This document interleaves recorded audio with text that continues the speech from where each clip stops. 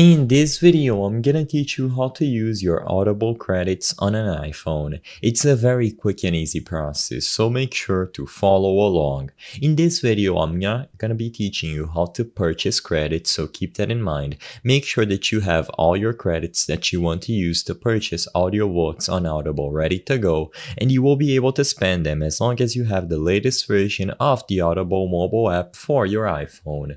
Once you are inside of the app, properly signed into the account that has the credits that you want to spend, buying audiobooks on Audible is very simple. Go into the Discover tab, find the specific Audible audiobook that can be purchased using credits, and upon selecting it, you should find this button that I've highlighted here. Buy with 1 credit. You will also see how many credits you have available above that option. So all that you have to do is tap that button and immediately you will acquire the specific audiobook that you selected. You will find it under your library and you can now listen to it.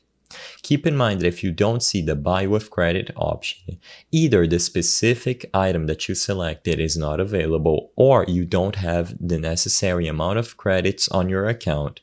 You can purchase more credits if necessary, but if you don't see the option and you know for sure that you have credits in your account, either you will not be able to finish a specific purchase using those credits or you are having some sort of issue related to the app. The best way to check is by contacting their customer support, but for the most part, if the service is up and running, working flawlessly, you will find this option whenever you select any eligible audiobook. Just tap buy with 1 credit and you will be good to go to purchase audiobooks on your iPhone.